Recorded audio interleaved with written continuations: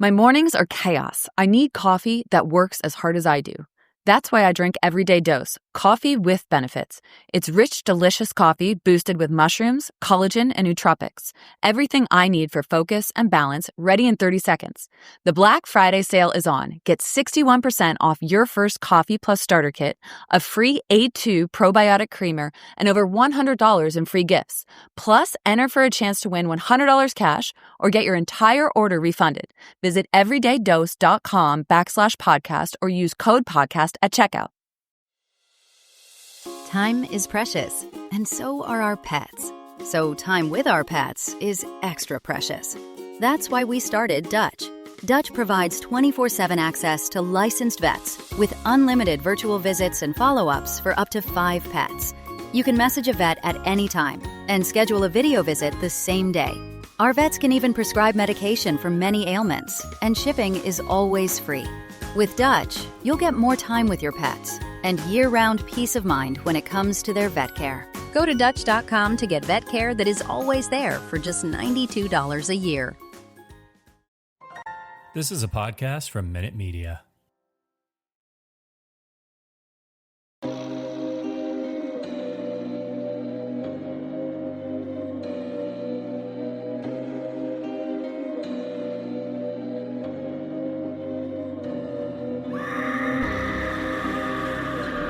Hello, kitties.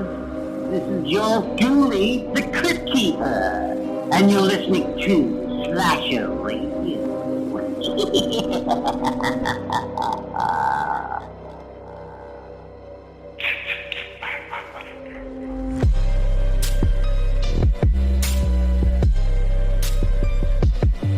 Welcome to Slasher Radio.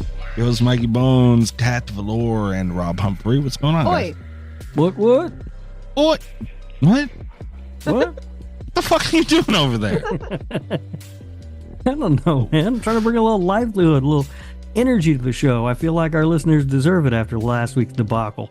Last week's episode was terrible, apparently. Yeah. So we're coming in with a weird energy to fix this week. What? Jeez. Right? God damn it. Yeah, and I heard you two talking shit, especially you, Rob, on the Nick Guy from Luke Cage cast. What the hell was that, man? That you were going to be mad. The cat didn't really do nothing, but you chuckled along, Cat, damn it.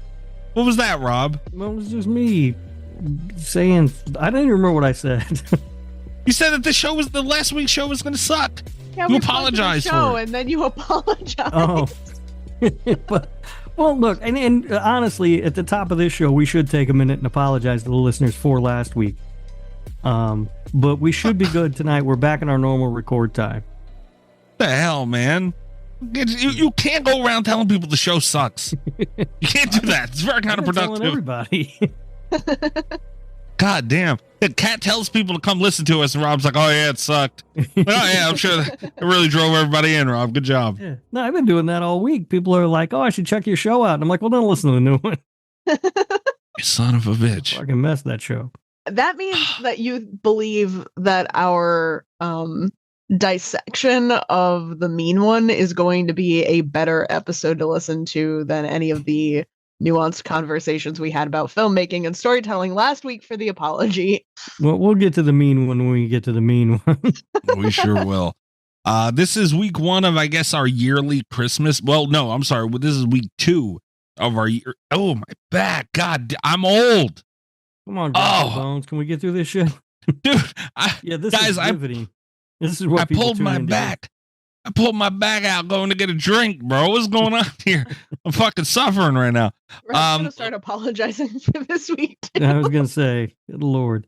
I just told him we were back in our normal time and everything was going to be good. Good Lord. This is week 2 of our yearly Christmas bash. It's only the second annual, so it's we picked a movie last week, so that's how this goes. We pick a movie, the patrons pick a movie, because usually they get the last week of the year. And next year the patrons can just give up, because Rob and I have it in the bag for next year. We already figured it out. Yeah. I have no hope. We lose all these. We'll see. Anyway, so this week we're obviously talking the mean one, if you can tell by the title. And last week we talked the apology. That was our pick. This one, the patrons got to pick. They also get another pick next week. So Not a Christmas pick, just to clarify. Although the Killing Tree is still out in the void. Son of a bitch. Also, a good pick for next week, patrons, if you're listening, would be New Year's Evil. Which is an amazing movie. All right. I don't remember that one. I've seen it, but it was probably around New Year's Eve and I was probably drunk. So yeah, it's where the guy's killing people at the stroke of midnight in different time zones. I have not seen that. I don't know if I'm sold off of the description, but if the patrons choose it, I'll give it a shot. I'll have to. I've already told we you it's have no terrific, choice. Kat. You don't need. Well, you don't need any more than that. But anyway, so we'll go through. We'll get to the movie discussion later. We'll go through all the picks that didn't win and all the stuff like we usually do. But we have some horror news to get to. We can get to drink roll call now if you guys want. Yeah, I'm good with that. Yeah. I am. This is bad, man. I am once again Monster Hard. There was. I told you guys, it's a big case. Yeah. Once again. Yes. Once again. Right. So, what else you got? I'm in the holiday spirit, and I am drinking some spiced eggnog. Or spiced eggnog, rather. It is spiced, however. I did put some cinnamon in it. That's good. Nice. Oh yeah, this movie does come out after Christmas, so this is the this episode. No, it doesn't. It comes out 21st. Yeah, this one will come out before Christmas, but then the patron pick the next week will be just before New Year's. Yeah. Which is why they should pick Christmas or New Year's Evil. Okay. They're not going to pick that because I'm lobbying too hard. That's not how it works. For the record, I think they should choose Barbie because otherwise Mikey isn't going to watch it. Dude, Barbie is amazing, and it's streaming right now on Max. Yeah, I just saw it again. Yeah, really good. Yeah. Why the hell I want to watch Barbie? Everybody you who's don't want to listening watch Barbie. That's why I'm suggesting it as a patron pick. Yeah, everyone who's listening should turn off this show and go watch Barbie. God damn it. Stop telling people not to listen to the show. We're really sorry if you're listening to our show instead of watching Barbie. Rob, you need to stop telling people not to listen to the show, and you need to stop telling people to listen to the show and that it's going to suck. You need to stop doing both those things. Even when you tell them to listen, it's bad. All right. Kat, what about you? I'm drinking Lone Star beer. Oh, okay.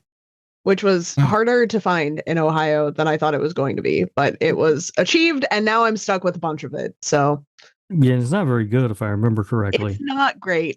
Yeah, I will say the more of them you drink back to back, the better they get. Yeah. I'm at a place right now where I'm not too mad at it.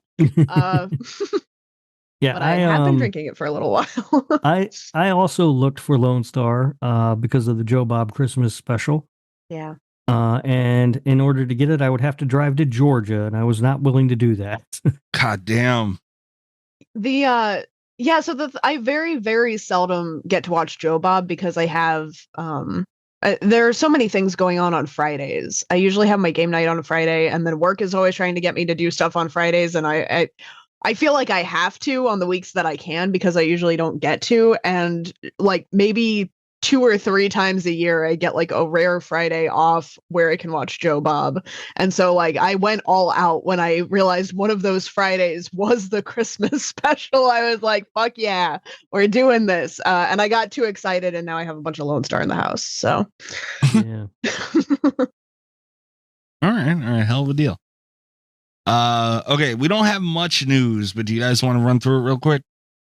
What? I do. I'm really excited for news. Stop saying what? God damn. I think isn't that what the kids say? I don't know. I threw my back out getting a drink, bro. I have no idea what the fuck kids say anymore. Jesus. Time is precious, and so are our pets. So time with our pets is extra precious. That's why we started Dutch. Dutch provides 24/7 access to licensed vets with unlimited virtual visits and follow-ups for up to 5 pets. You can message a vet at any time and schedule a video visit the same day. Our vets can even prescribe medication for many ailments, and shipping is always free. With Dutch, you'll get more time with your pets and year-round peace of mind when it comes to their vet care. Go to Dutch.com to get vet care that is always there for just $92 a year. It's time to hump the news with Rob Humphrey. He's not a genius.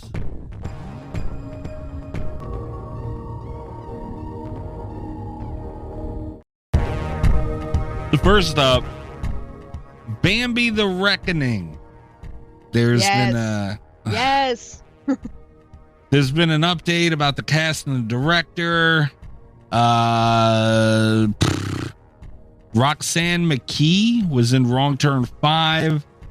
They're going to be apparently the star of the film. Nicola Wright and Tom Mulheron. Which one was Wrong Turn 5? We need code words for wrong turns like we have for Final Destination.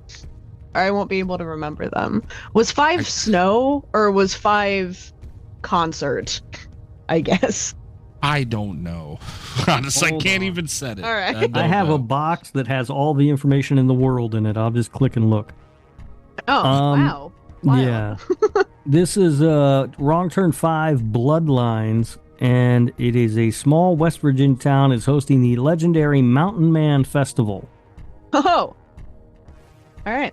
So there you go. All right. Well, I'm better knowing that, maybe. I don't know if that's true, but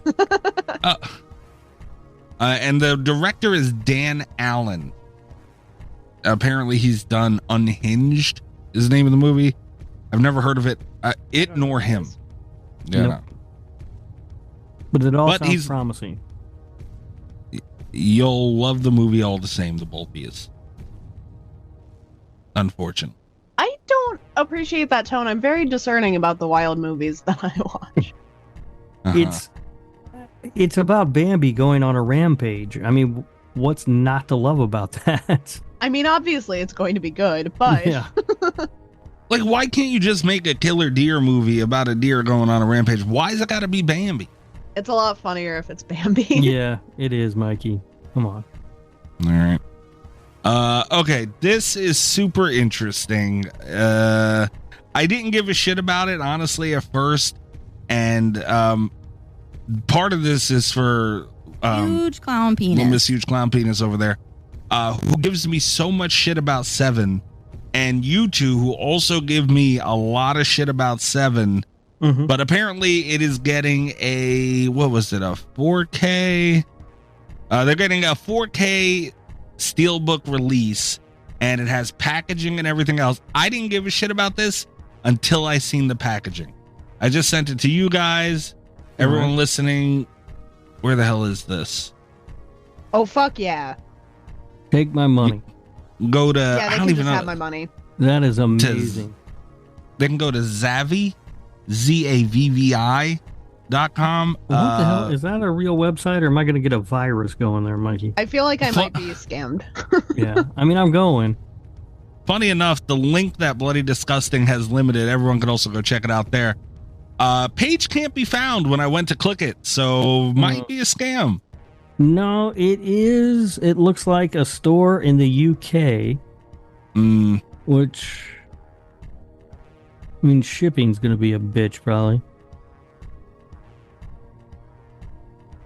Probably. I might have just found. I found the Steelbook. I don't see it anywhere.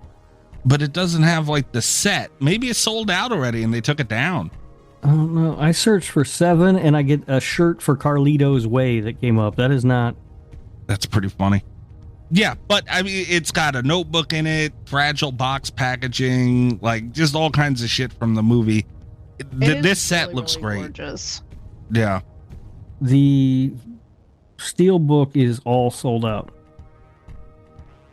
And I don't see the special thing anywhere, which might be why that link doesn't work. They may have taken it down already. Yeah, this article was posted on the 11th, so about a week, less than a week ago from when we're recording this. Yeah. That is too bad because that box is amazing. It comes with an air freshener, a pine tree air freshener. Oh man. That's one of those like commonplace, ordinary things that you just never quite see the same way anymore. Right. Huh? I'm really sad that this is sold out too because I would love to have a 4K version of 7. I wouldn't care. See, the thing is, I wouldn't care about having it. This is, I'd imagine, because they just have a bunch of shit laid out in the image, and there's like a regular cardboard box with tape on it. Looks like it's sent in the mail, and it has a fragile sticker on it, and I imagine that's what everything's in. So imagine in your DVD collection, you just have a box that says fragile in the middle of some DVDs. It's kind of funny. I'd make it work. Oh, I would for sure do it, but it's just funny. Then people will be like, what the fuck? Get your FedEx package in the middle of your DVDs? It does look phenomenal. Like, that would be cool. I'll give it that. Yeah. Oh, God. They have the Zodiac. That Zavvi website has the Zodiac Director's Cut. Oh. A Blu-ray. You're gonna kill Rob, I think. Sold out. They have all this stuff, but none of it's in stock, apparently. I think it was because they didn't have enough discs to make it, because the Director's Cut was probably like an 8-hour movie. So no, it's I don't remember how long the Director's Rob's gonna Cut get is. mad at you when he stops correcting you and realizes what you said. Yeah. When are we gonna go back and adjust our scores for fucking Zodiac? When? Mine could go up, I guess. It won't not be approved or nothing, but I just like Mikey? a little lower. Mikey, Mhm. we are one day going to have to adjust the port noise. We've talked about this a lot. The day that Zodiac gets redone, though, is also the day that I'm going to revisit my Scream 4 port noise. So that'll consider definitely carefully. go up. I've watched Scream 4 at least 4 times since that episode. I have too, and it's been detrimental to my enjoyment of Scream 2. And let me just say, I have a lot more room to go down than you have to go up. That's fine, but mine, if we redo it, my number will probably go up. I'm just letting you guys know now. That is a great movie. It was trending on Twitter today too. Don't know why, but it was. I can't imagine it's for anything good. I have no idea what happened. The Scream franchise right now is in kind of a free fall. Do you have that in the news? The allegations that Melissa Barrera has turned down a meeting with Spyglass. No, I didn't. Let's fucking go, though. We'll be talking about it later. All right. I really want to get to that. Hold on. Okay. We'll revisit, because that is definitely the final piece for sure. We're going to need time for that motherfucker. Sure. Terrifier 3. Not much to say here. Lauren Rivera signs on to reprise her role as Sienna. And yeah, that makes sense. Yeah, I didn't think there was ever a question about that, to be honest with you. Yeah, she was super excited when we had her on the show. You know, there was no doubt in my mind. The fans love her. Crew seem to love her. I'm not surprised. Yeah, and she did great. Oh, in phenomenal the role. job from Lauren Rivera. Okay, Soxy is coming to life. Soxy. Yep.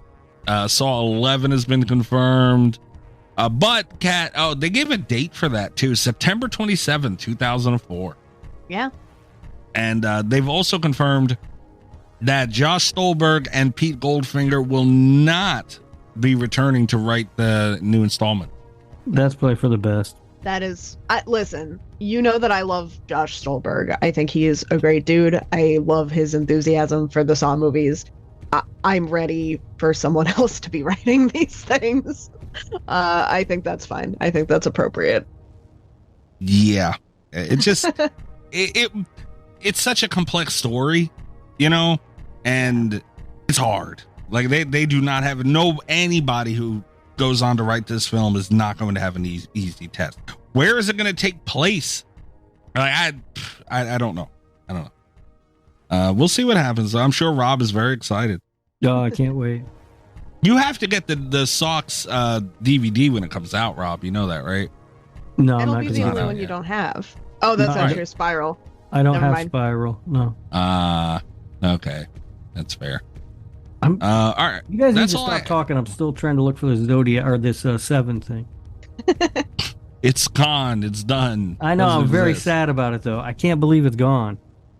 I really want a fragile box in the middle of my DVDs now. All right. What now? Wait, that's all I had for news. What the fuck happened with this, with the Scream thing now? Okay, so I mean, you know how news has been breaking for this, like bullshit rumor and then a delay and then confirmation of this. So there's not a reliable source on this yet. Right. But the rumors are that Spyglass realized they fucked up because they have been trying to get in contact with Melissa Barrera, which the assumption being that they've reconsidered having her in the cast, especially after the debacle where they did not seem to have good luck getting Neve Campbell.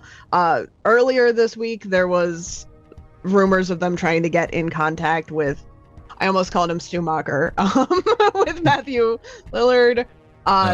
Matthew Lillard's public statement seemed to be that it was very non-committal, but there was not a lot of interest there. And yeah, so following these, the rumors are now that they have tried and failed to meet with Melissa Barrera, who honestly just seems to be doing better. Good for her. Good for honestly. her. I seriously, it's one of those things where it's like, I was not a huge fan of Sam Carpenter as a character. It was not a problem with Melissa Barrera. It was a problem with the writing of Sam's character. And it was worse in Scream 6 than it was in Scream 5, because even though her performance was the best part of Scream 6, I feel like they really underutilized her character by putting her in the movie that was Scream 6. So that was kind of like, I had a lot of mixed feelings about the character, but I genuinely don't know what Scream, the franchise, is going to do without Sam from the point where they left off. And I think Melissa Barrera is kind of right to not want anything to do with Spyglass at this moment in time. No, so I mean, if you're Spyglass, you can't come back from that. Like when you make the decision to fire somebody publicly like that. Yeah. And then you get roasted for it and you try to somehow mend that fence, it's done. You know what I mean? The thing is because the fans immediately, like within the first 48 hours of this news breaking, fans were like, get Melissa Barrera back. And I think maybe there was a teeny tiny window where it could have worked, but it was before the interviews with Patrick Dempsey. It was before they tried to get Neve Campbell back. It was definitely before they tried to get Matthew Lillard back. Now it's too late and they're realizing that they fucked up, and it's like, you missed the chance. Yeah. I don't know. Seriously, I don't know what they're going to do. If they can't get any of those people back, I don't know what you do. Apparently there is, I did a quick search on this. New York Post, it's very reliable, said Matthew Lillard doubts Scream return after Melissa Barrera's firing. And there's a quote in the title, I hope they put it to bed one way or the other. Yeah. Dude, from him, that's crazy. He literally, Matthew Lillard, Stu Macher said, just stop. Enough. Like a beloved character too. That is a bad thing for your movie to have tagged along to it. Regardless of, I don't care. It could be the most perfect movie of all time. There are diehard Matthew Lillard fans who will say, fuck that movie. And Matthew Lillard has been begging to come back to this franchise. He has been. In years past, he's literally been begging. I mean, he did the thing for Scream 5. Yeah. The dude's been begging to come back to this franchise and interviews and stuff, saying he doesn't think Stu's dead and all that. Just trying to get to come back, and now even he's like, no. Dude, and I love Matthew Lillard. I love the character Stu. He's fucking dead. People need to stop. If that's what Matthew Lillard is saying, as much as I love him, he needs to stop. Yeah. There's that character's dead. Oh wait, hold on. Is this actually Spyglass is trending at the moment? There's still not a source from what I can see. The rumors are getting they're spreading, though. It seems to be. I was kind of hoping it would be confirmed now, but the most reliable person is still Pop Crave, who I don't really trust.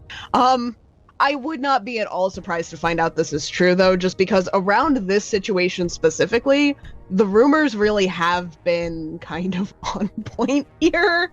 Yeah. There have been a lot of like really crazy things that I wouldn't have believed that I saw being spread around, and then like by the end of the day, or like the end of the next day, we've seen it confirmed. So I do believe this. I could be wrong. I know usually we don't report on rumors, but just amen. Yeah, no, it's worth mentioning. This has been like really just something else. Yeah, and you know what, dude? I hope other companies, not even just film production, just other companies in general, and people take this and realize it. I hope that it's a lesson to them. Like, dude, let's not overreact. Let's let things happen and then react appropriately. Yeah. You don't need to jump to conclusions. You don't need to fucking bury somebody to death, especially if you don't fucking really truly know what's going on. We need to stop that as a society. Like, it's getting ridiculous. And this is a perfect example of it, man. Like, I feel like people are finally starting to say, no, that's not okay to do. Yeah. And that's a good thing. And Spot Glass learned the hard way. They deserve it. And like you guys said, if they would have came back right away and been like, you know what? Okay, we were wrong. We fucked up. And that's what I said from the beginning. What's wrong with doing that? What's wrong with saying I fucked up if you fucked up? That's what they should have did. And maybe they would have had a chance. Maybe. But dude, yeah, you'd fucking go around the mill and come back with nothing and expect me? Moi? No. Fuck you. Right. Good for her, man. It's like if you're at a school dance and you go over and you ask a girl to dance and she says no, and then you see her going around asking everybody else if they want to dance. And they all say no, and then suddenly she comes back wanting to dance with you. Well, get fucked. Yeah. And the other side of that, too, waiting so long. She got so many offers, probably. She's probably turning shit down left and right. And you expect her to... No. That's some bullshit, dude. No. Yeah. Well, she's still doing that. I believe she's still doing that Universal Monster movie with Radio Silence, right? I think so, yeah. I know they're close to being done, I think. But I don't and really Radio know what Silence, movie that is. They backed away from this. There's obviously a disconnect here. Somewhere deep that nobody knows about publicly. Yeah, there's something going on there. If there's anybody I really feel bad for, it's Christopher Landon, who is going to get a chance to direct a Scream movie. And I honestly think I said it when they announced he was the guy they were going with. I think he would crush a Scream movie. So it really sucks for him. I was on the fence about whether or not that was true, but I was willing to give him a shot. I was willing to give him the benefit of the doubt and be like, sure, why not? I think a lot of the stuff that he's done feels like it has the same sort of tone as a Scream movie. And I feel like it has a watered down Scream vibe. Yeah, but I think he would have been great at it. Unfortunately, if he does get to make a Scream movie, it's probably not going to be that great now. Dude, honestly, and I agree with you. He's caught a lot of shit over all this, and he had nothing to do with it. But don't even make the fucking movie, please. And this is coming from a huge Scream fan. Don't even make this movie. That is not confirmed. Not confirmed.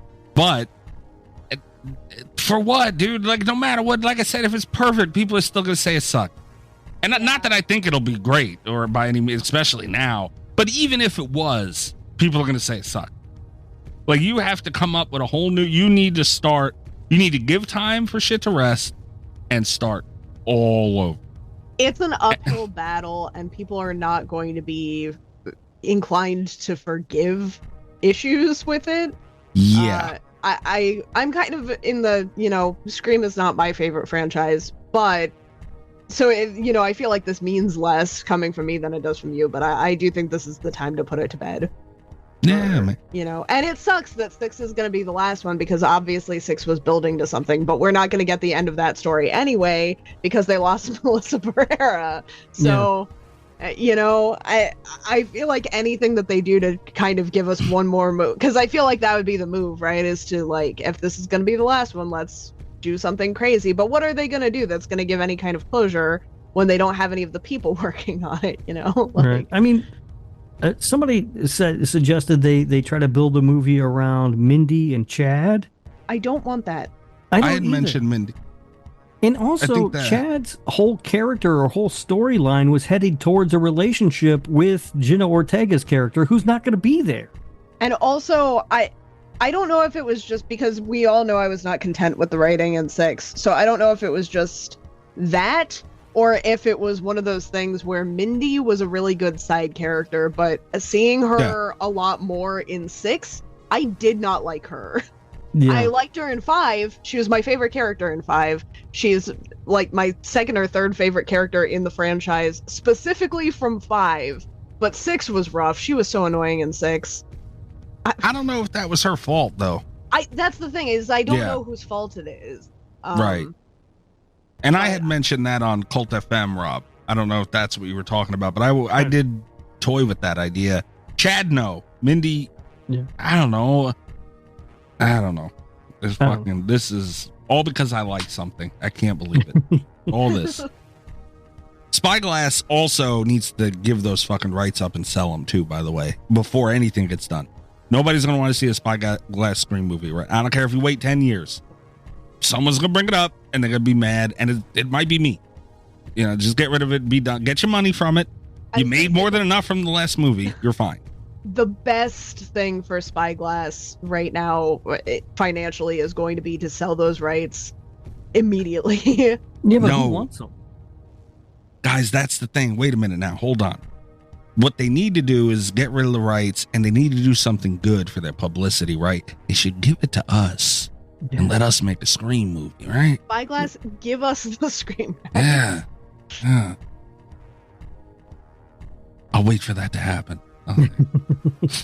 I'm gonna open Scream 7 by killing Kirby. So I'm fine with that. Yeah, that's 2 out of 3 votes right now from the chairman over here. And we're bringing Jill back. Who? Jill? Oh, yeah. Miss Crazy Eyes. Dude, she's less dead than Stu. She is less dead. She is. And she's dead as fuck, and she's still less dead than Stu. Oh. Okay, hear me out, though, because Jill could be the one to... Kirby, it'll be like a really nice closure. It'll be a throwback to Scream 4 that, you know, the fans are craving. Spyglass, do the right thing. I'm going to email Mr. Spyglass tomorrow, and we're going to start fucking heading up negotiation. And then we're going to have to start a GoFundMe to fund this movie. Big one. All right, Mr. Spyglass, what we have to offer here is about $300, some pink lemonade, and a couple of crates of margarita in a can. Yep, we got a bunch of Monster Hard. Yeah, I got about a 37 pack of Monster Hard sitting in the fridge. We can toss some Lone Stars. Yeah, I was gonna say, can we interest you in a 6-pack of Lone Star? I still got peanut butter beer too. You're gonna have at least 4 of those. Can you imagine the headline? That would be the ultimate, like, Scream 7 rumor, is like Spyglass gives away rights to Scream for assorted alcohol from the podcast, and then Bloody Disgusting wouldn't report. They wouldn't say a fucking word, those sons of bitches, Cat. You're right. God damn it. Kick him in the dick. Fuck you. And everyone was just waiting for it to get debunked, and it just never. Yeah. Because nobody believes anything till Bloody Disgusting posts it. So they're just like, oh, this can't be true. And they're just sitting there like, these motherfuckers did it again. These goddamn. And you know what? Huh? We could get the best filmmaker in all of Pittsburgh to direct for us. Oh, I bet he'd love a crack at the Scream franchise. Yeah. Oh, I bet he would. I bet that motherfucker would. And you know what? I will veto that shit because we don't have 4 people, so it can't be even. God damn it, no. That's our movie, Duke versus Ghostface. Oh.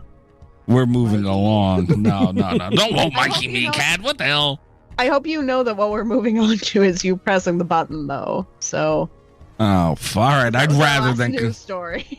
I would rather than continue the Duke versus Ghostface to my. What kind of a disgrace? What's your favorite scary movie? God damn. 2 horror icons facing off. I hate you. Go back to turning tricks and old folk and you pain in the ass. This is the Gabagool Mystery Corner. My back hurts. This is where our listeners anonymously send in racist Italian memes making fun of me for being Italian.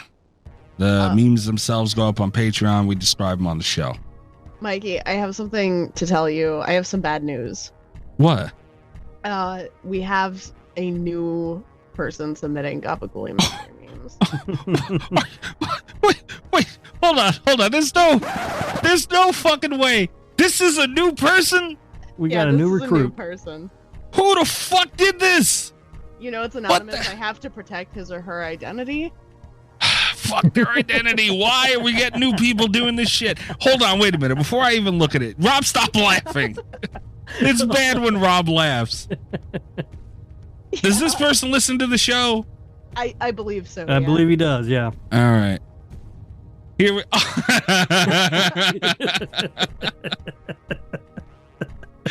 Oh, cat_Valor. God damn. I didn't submit this. This is not a submission. This was submitted to Slasher Radio officially, I have to say. No, it wasn't. It was me sending a picture of my fucking lunch to you two. What the hell is this, man? But it is the most Italian meme thing I've ever seen. I can't confirm or deny that you were the one that sent this. I have to protect your anonymity, Mikey.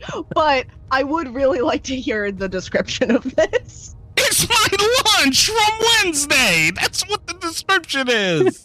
What the fuck? Oh my god, man. I can't do nothing. You know, I don't even know where to begin. It's my lunch. This is how I explain the meme. This is my lunch from Wednesday. I was hungry as hell, so I went to this really good pizzeria. I was very excited. I was having a long day. I was fucking busy as shit. I said, you know what, man? I'm gonna treat myself to a good ass lunch. This is gonna be bomb as hell. So I went to this pizzeria that's good as shit, and they have a penne alla vodka pizza slice. And it's good as shit. It's a pizza with penne alla vodka on it. How the fuck did you go wrong? And I sent these two a picture of my lunch in our group chat, and here we are today. What the hell is this? It's literally a piece of pizza with pasta on it. So, serious question now. Serious question. Is this really that out of the ordinary? Yes. To you guys? Dude, I've never ever seen that before in my life. I have never seen anything like this. I seriously thought it had to be a joke when you said it. You will see this in every pizzeria you go to by me. I will say, looking at that picture of the pizza, I would eat the shit out of it. It looks really good. Oh, it's phenomenal. 100%. Like, I would eat it. But I have never, ever seen it before. That's crazy. A friend of mine I had showed it to, too. He wasn't as mean as you two are about it. I can't believe this. They're getting publicly shamed over my lunch in front of the world. But he said, too, he's like, I had never seen that before. I was like, really? So I don't get it. Like, this literally you will see in any pizzeria. Like, some of them aren't great as far as taste. Not only have I never seen that locally, I have never seen it in New York either.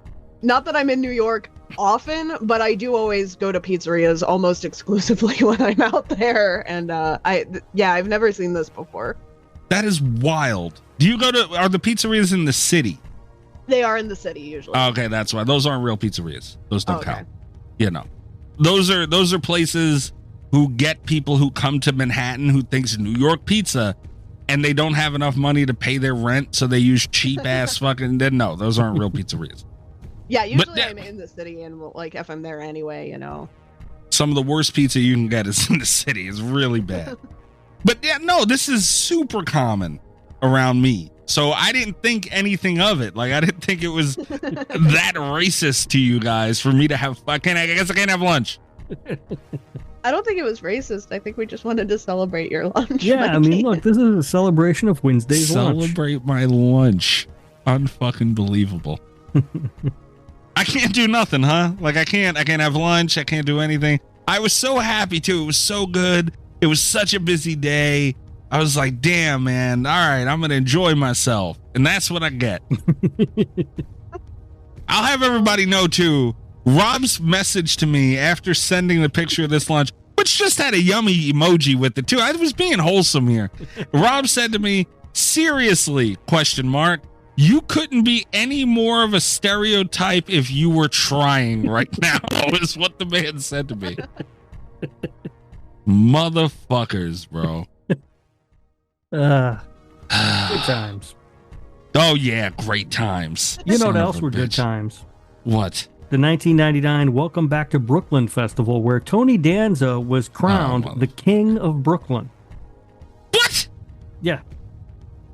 He ain't no damn King of Brooklyn. What the hell is that? No. According to the fine folks at the Welcome Back to Brooklyn Festival, he was named King of Brooklyn, and I think they would know.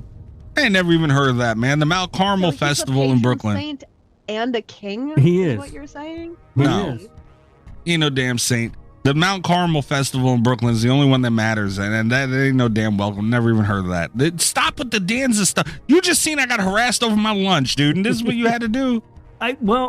We learned tonight that there is a new anonymous submitter to the Gabagooli Mystery Corner. No, there's not. I also think that could be a lead for the fleshlight situation. Oh, yeah. This is the first have on who's submitting these memes. That's right. Maybe it was you all along, Mikey.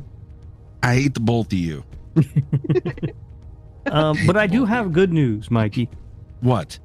As of right now, we have 2 Tony Danza fun facts left. Oh, that's not bad. Yeah. I don't have any hope. I've heard this before. I don't want to fucking hear. I'm not I mean, it's kind of perfect because it looks like it'll kind of finish out the year.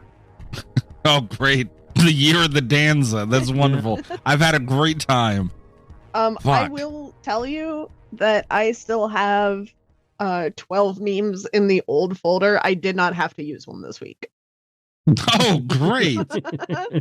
That's wonderful. I'm glad I could help. Unfucking real. I'll have you guys know the fleshlight situation. There's still no with that one meme that got put. It sounds really weird. If anyone hasn't listened to this show before, which is the fleshlight situation. It was a Gabagooli Mystery Corner meme with pasta and fleshlights. There's no gain on the process of figuring it out, but I'll have everybody know this is both informational and a threat. The Oompa Loompas are getting into data mining. Oh, that is a threat. Yeah, we're gonna get to the bottom of this shit. Did you guys see that story about Hugh Grant? No. He's all pissed off about having to play about Oompa being Loompa. an Oompa Loompa. Yeah, I did. There's that new Wonka movie coming out, and Hugh Grant's an Oompa Loompa in it, and he's mad as hell about it. Why would he be mad? He took the role. What the hell is he mad about? It's so weird. He ran around as an Oompa Loompa. It was such a funny interview too, because he was just like I don't need to work, and it's like, Hugh Grant, you have so much money. What are you talking about? And he's like, I've got to raise my children. And it's like, you're being an Oompa Loompa. You've got to lean into that shit. Yeah, he was very irritated about having to be an Oompa Loompa. God damn it. This is a bad, but this episode sucks. Hey guys, like it sucks. Fuck. Do you think we could get Hugh Grant to come in and help with the investigation? Maybe. That'd be kind of nice. Mr. Grant, have you ever gotten in any data mining? And can you fit underneath someone's passenger seat in a car? We can't pay you for this right now, but there might be a Roll and Scream 7 for you. We can give you a leading role in Scream 7. Case of margaritas in a can. Could that just be our currency? Have to be the voice of Duke. Oh my God. All right, we're taking a break. I need a fucking break. I need a break. We're not taking a break. I need a break. All right. And we'll be right back with whatever the fuck we're talking about this week. God damn.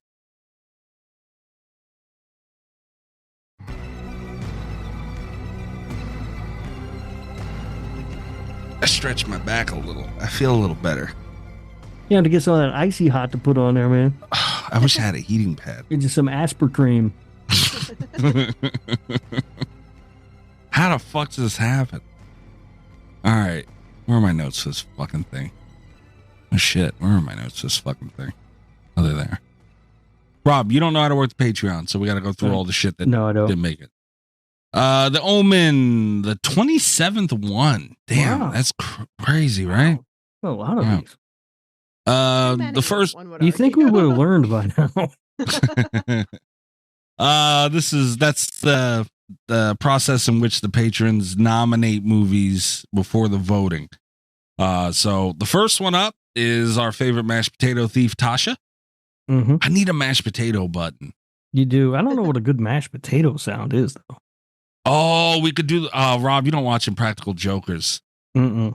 There's one where Joe was going around. He had to serve potatoes to people who didn't just keep serving potatoes no matter what they say. And his tactic was he didn't speak English. So he was just scoop potato and he would put it on their plate. All right, Tasha, I got you. Funny. It's funny as shit. Tasha, I got you. We're going to have a mashed potato button soon. She had the mean one. That was the Tasha. What first win for Tasha? Good job, Tasha, getting a win. Good job. Tasha with the dub. All right. Did she steal the win, though? That's the question. That's true. She did squeak by barely. Tasha had EyeRChris had The Children from 2008. These are all supposed to be Christmas movies. Never heard of that one. No, I haven't either. That one is a Christmas movie. Okay. Next one was Nesto. Nesto. I was scared of you this week, buddy. I didn't know what you were going to do. And it still hangs over my head because Nesto put up Dead End 2003. I've been seeing this movie. I do not remember that being a Christmas movie. But I don't think I've seen it since 2003, pretty much. I've never seen it. But I've been seeing it come up or hearing people talk about it a lot. Apparently it is a Christmas movie, Cat, because a lot of people are talking about this movie all of a sudden. I don't know why. Well, I responded to Nesto. Mm-hmm. And I put, because I seen that, I get the notification on my phone, but it doesn't show me their message. I just see who did it. And I'm like, oh, this motherfucker, here it comes. And I looked at it and it said Dead End. And I replied to him and said, damn it, Nesto.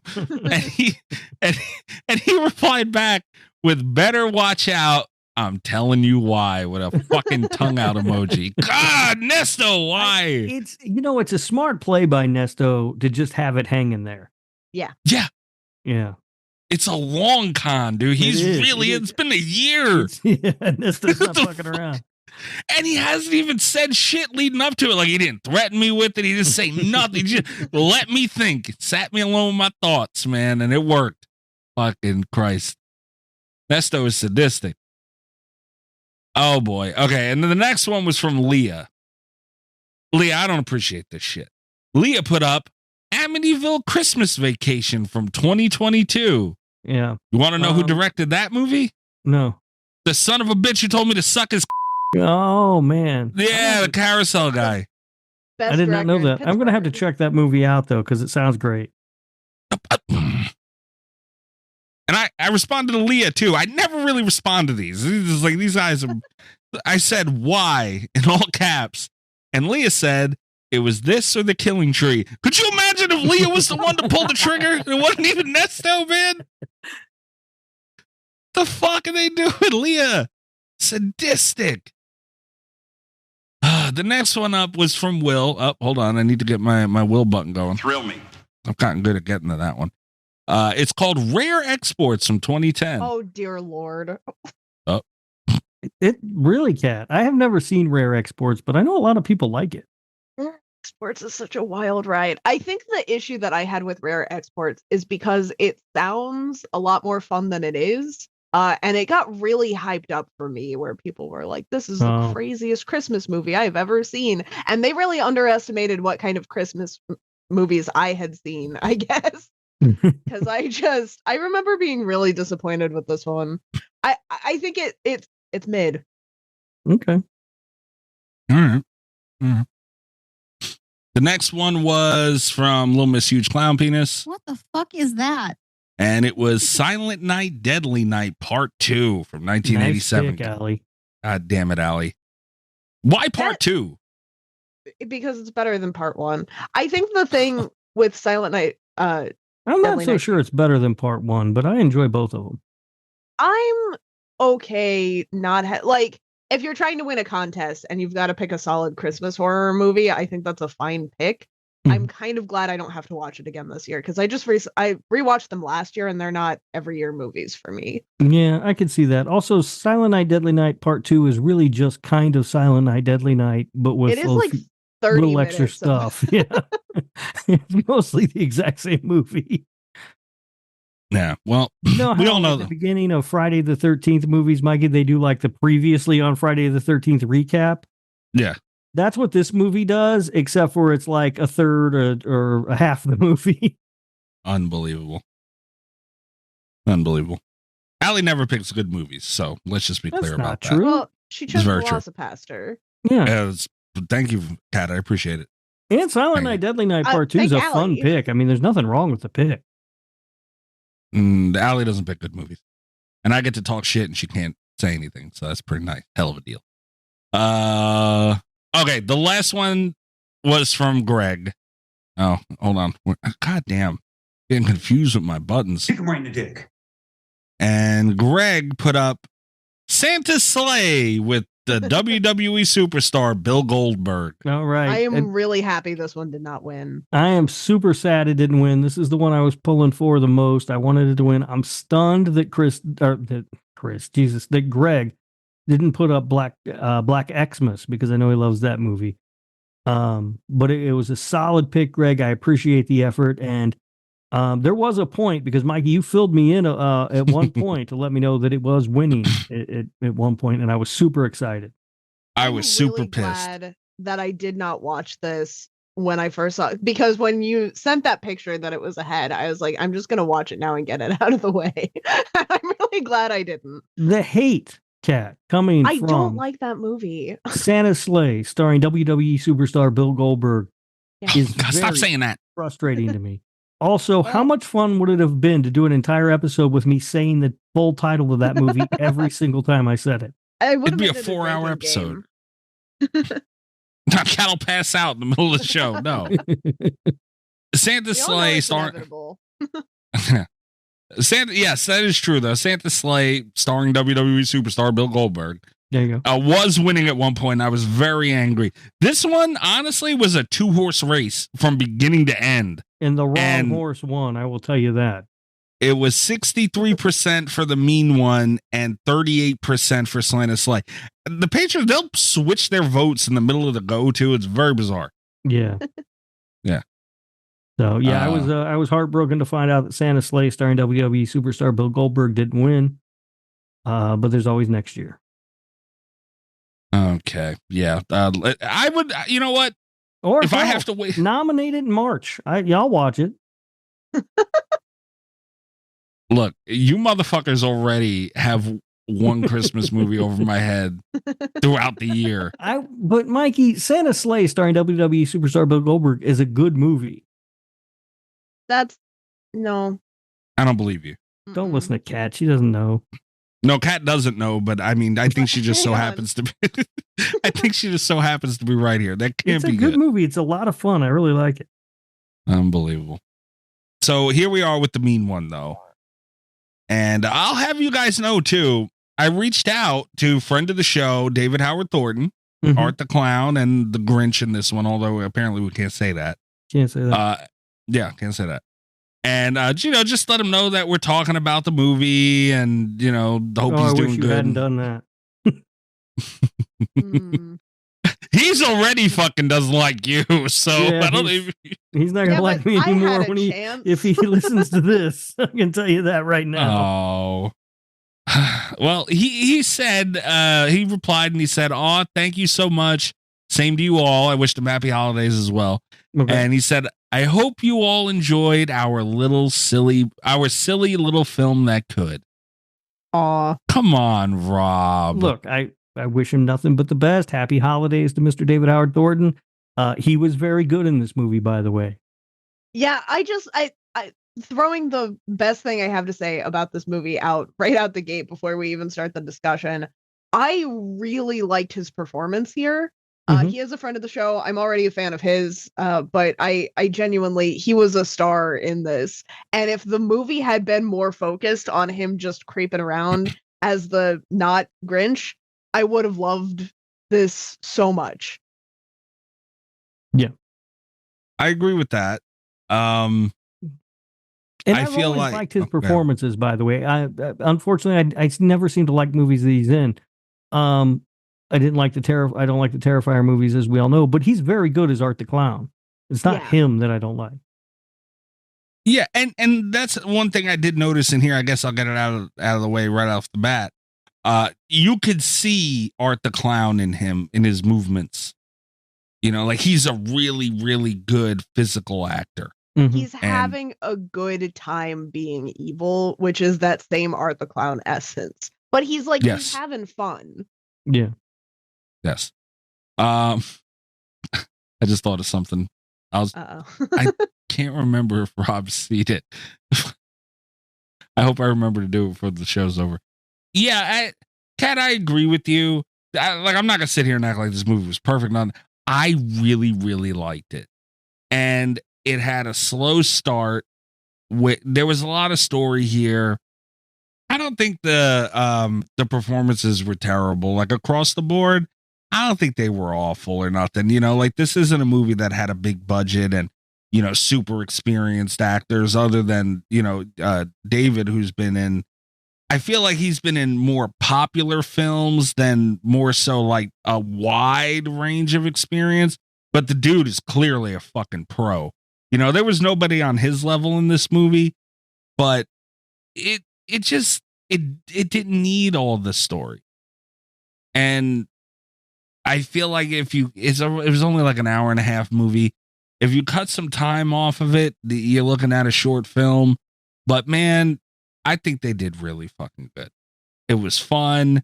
It took a minute to get there, sure, but I think they were kind of proud of themselves for dancing around the Grinch Who Stole Christmas thing legalities the way as much as they could, and they set up a lot of story with the Newville and all that stuff. And you know what, man? If it got us to about the halfway mark of this movie where it took off, fine, deal. I'm in. I like this one a lot, guys. I liked David Howard Thornton in this movie. I wish they would have had more of him. I do. Other than his performance, I liked virtually nothing else. Nothing? No, I did not like this movie at all. And unfortunately for me, I've had to watch it now twice in just over a month. I don't think it's fun. I don't think it's funny. I don't think that there's just nothing that other than his performance, there's nothing else that I like. I didn't think the other performances were good. I don't think the script is very good. I just was not a fan. I'm really upset right now.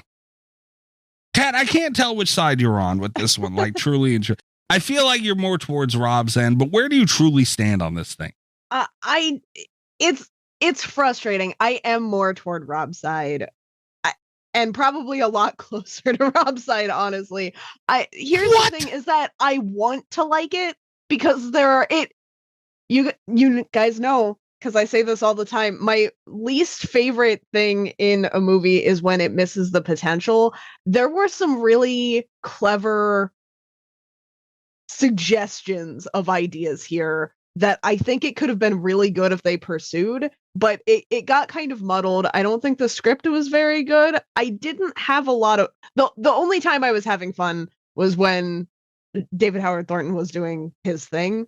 And I'm not going to say that there was nothing else at all that I liked, but it was very fleeting because like there were these really cool ideas.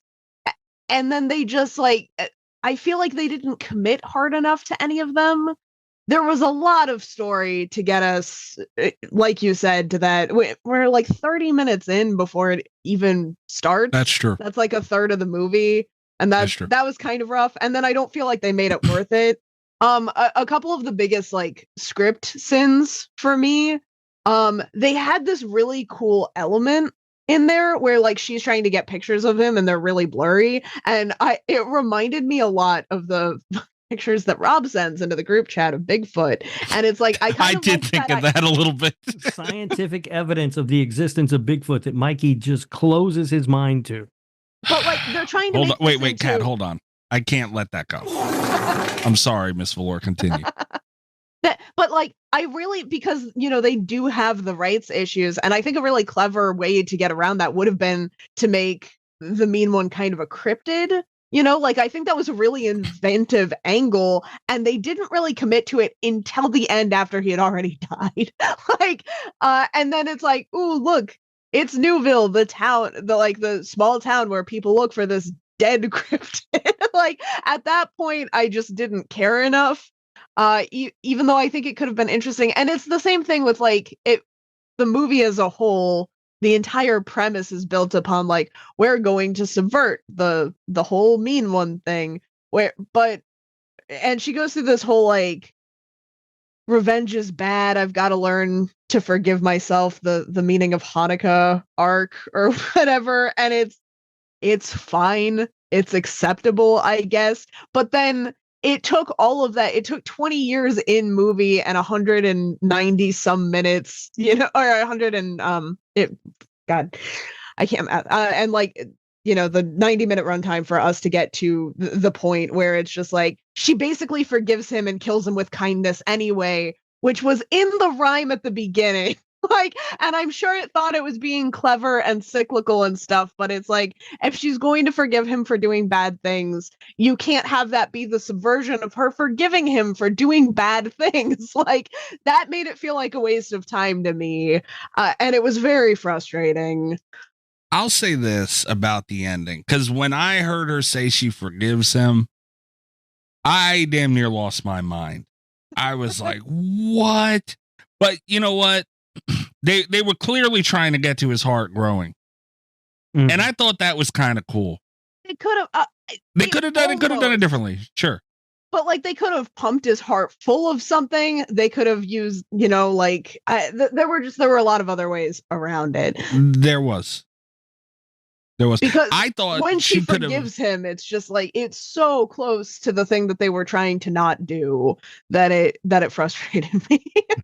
I thought, and this was my backseat quarterbacking of it, I thought they should have had her like give her life for the old Santa looking dude, and like he had her and then he thought about what she just did, or maybe like have a moment trying to save him, that the Grinch scene. And that did it. I don't know. There, like you said, Kat, there were other ways to get there for sure. They were going to have her die, Mikey. She had to live happily ever after with that deputy dumbass guy. Well, not die, but like almost die to where he had her. You know, she was all bets off, and she was done. That was another thing I liked about the movie. It's just a little thing, was the sort of running joke where the deputy kept calling her ma'am. I thought that was funny. That was kind of fun. Deputy Dumbass was also one of my favorite running things. I really liked how he was too Jewish to know any Christmas carols. Like, of all of the dumb one-off lines in this movie, that one really got me. I cannot fucking sit here and believe that we just watched a movie. I really thought we were all going to be on the same page. Yeah, this one. I'm astonished by you, Mikey.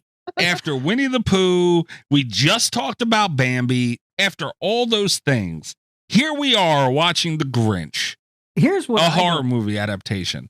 Here's and what I like I it. don't get. You like this one, and a lot of the plot elements seem to be lifted right out of Santa Jaws, which you don't like. Because these kills look good. And another thing. Don't you dare tell me these kills look better than Santa Jaws. Yes. Yep. Yes. They did. What? You are absolutely wrong, sir. And you should be ashamed of yourself. They had a guy on his knees pretending his legs were cut off. That's not good. That's called practical effects. Practical effects, which is more than this movie did. That's called lazy, is what that was. That was ridiculous. He had legs. He was. I seen them. I seen the legs. But no, that's another thing. The Grinch looked, guys got to admit as well, looked phenomenal. I will say that I was skeptical going in because the movie poster that they had up made him look really, really dumb. I was very pleasantly surprised by how the Grinch looked in motion in this one. Yep. I agree with that. I did like the look of the Grinch. He looked phenomenal. Grinch, whatever. Yeah, the Finch. Although It also What? it begs the question because they were kind of trying to do this cryptid angle where you're like, that's really smart because we're watching a low budget Grinch movie. They're not going to want to show too much of the Grinch. But then you see the Grinch and he looks amazing, and you're like, why is this whole movie not us looking at that Grinch? Like, well, that's the easy thing. fix. He doesn't. It's not so easy. He doesn't talk, and all he's doing is killing everything in his sight.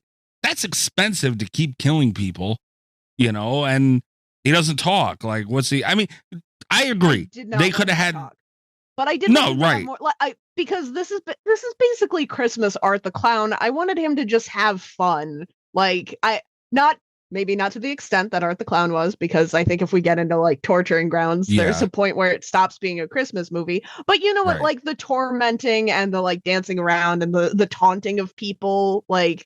Art does a lot of those things that I think it would have been very natural to incorporate into this. They could have had some of that runtime. Don't speak too fast about the brutality and torture taken away from a Christmas movie, because Terrifier 3 is going to be set at Christmas. Yeah, but that's Terrifier. I've already explained that I'm not a big fan of that. I'm just saying. I mean, I'm there for that. Terrifiers kind of carved their own. Like, we know what Terrifiers is going to be. No, We don't know too many this. We don't need a lot of movies doing Terrifier stuff, because then it's not special anymore. But I agree with you, Kat. There could have been. I was thinking there could have been more of him, like in his cave up in the mountain thing. Yeah, a la Jim Carrey. See the Grinch lair. Yeah, man, that'd have been dope. And also, I get what? They don't have the dog. They didn't have the dog. Maybe they can't have the dog, though. As a kid, when I watched the Grinch cartoon every year, the dog was always my favorite part. Max is the best part. Yeah. Yeah. And they didn't have a dog or a dog stand-in or nothing. They might not have been able to be fair. We don't know. They could have just given him another pet. They could have been like, here's the mean one's pet raccoon. And I would have been like, the spirit of Christmas, of course. Like, I don't know. They could have gone a little bit more whimsical with it. And I would have loved, again, I'm not asking for a lot of backstory. I don't want him over explained, but the inconsistencies, I would love this whole, I'd love a little bit more insight into why he'll wear the Christmas necklace and the Santa suit and everything else, and then just go rabid for Christmas stuff. Like any kind of context into this would have been helpful. Yeah, I think the lack of whimsy in the movie is sort of the thing that makes me not like it that much. Like, it feels like it's stuck in some sort of weird middle ground of wanting to be like a brutal, serious horror movie with the kills and stuff. And also wanting to be like fun and look at us, we're making a Grinch movie. You know what I mean? I love that, though. I wish they had leaned more into the fun side of things. I wish they had leaned into either side. Huh?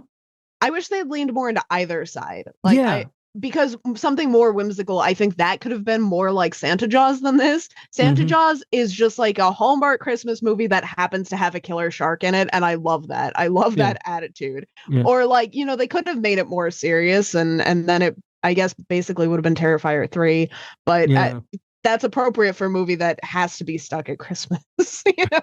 But when we what we do see of the Grinch's lair is just like these mangled body parts and stuff. Like, that's not, I don't want to see that. That's not fun. It's the Grinch. Make it kind of fun. I thought it was fun. See, this is why I like it. You guys asked why earlier. This is why, because it has both sides of those. I feel like the movies, Santa Jaws and the other ones, they don't have enough of the horror side. Yeah, and you hate fun. I don't hate fun. I like the Grinch movie, man. What do you mean? This wasn't fun. She threw a fucking Christmas ornament grenade. She had a candy cane shotgun, which, by the way, Cat Valor, I'll have you know, I discussed Anna and the Apocalypse on Cult FM this week. Don't listen to that episode. I started it and left. Don't do it. But I'll go ahead and say it. That's better than Anna's candy cane. There, I said it. that gun was just a gun painted like a candy cane. Like it wasn't like made out of candy canes. Actual matter. And I think candy that's cane. but right. it should, Perfect amount.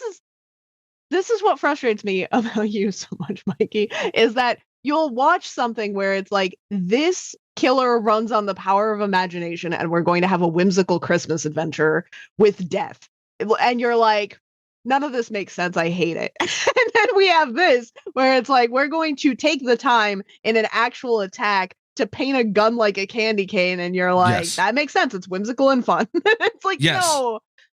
They live in Newville, man. They probably just had it. Probably came like that for all we know, man. They don't have Christmas stuff in Newville. Christmas stuff in Newville. Where would she have gotten that?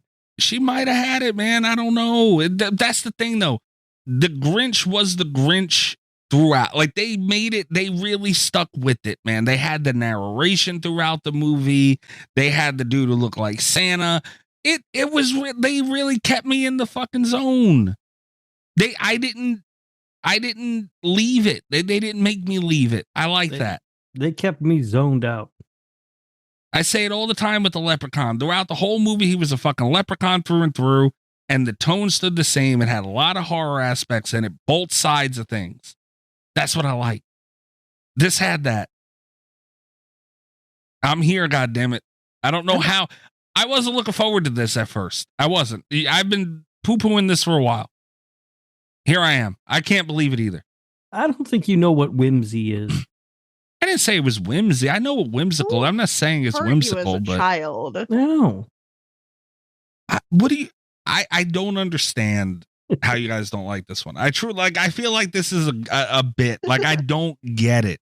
No, this was the one we could have all came together. We could have had another Christmas miracle, and you guys ruined it. No, this was not going to ever be the one. I mean, I saw Anna this. the Apocalypse could have been the one. Yeah. Anna the Apocalypse. Yeah. I saw this like just over a month ago, and I told you it was trash. I don't believe you when you say a movie's bad. I don't believe you when you say a movie's good. I'm going to believe you when it's bad. Why would you think I would like this if I've already told you I thought it was trash? I don't know. Rewatches. I have no idea. There's no way. I can't believe it. Right. That's a valid point. You're right. Rewatches do make me change my mind on movies pretty quickly sometimes. And it was fun to me. I'm really surprised I didn't like this because I was all on board when the trailers dropped. I was sad I didn't get to see this one last year. Mm-hmm. And even when Rob said that it was terrible, I was like, well, maybe he just hates fun. Yeah. Maybe he spent too much time with Mikey and now he just hates fun. No, I was really looking forward to this one too. I tried to get to the theater to see it. It wasn't playing anywhere around me. I had a hell of a time trying to find it last year. And also, Tasha and I usually agree on movies, and this one was in like her top 25. And I was like, this has to be amazing. But no, I was not a fan of this one. You can't trust Tasha. She steals potatoes. Yeah, but she gives half of them to me. I trust her with my life. Oh my God. Kat is getting some of these fucking extorted potatoes? No way. All right. Yeah, I'm very disappointed in you guys. I truly am. I can't believe it. When he was about to say Grinch and the bartender yelled Finch, man, I don't know. It was so funny. They did it a second time. Yep. It was good. The only thing I liked about that joke is that my brother has a friend named Mike Finch. Well, hold on. Wait a minute. You brought up your brother now. Hold on. Wait. Oh, fuck. I don't remember which button it is. I'm going to be honest with you. You're saying I was right. Nope, that wasn't it. Oh, maybe it's this one. Ass and titties, ass and titties, ass and titties, ass and titties, titties, ass and titties, ass and titties. Keep going. Ass and titties, ass and titties, titties. That was fucking legendary.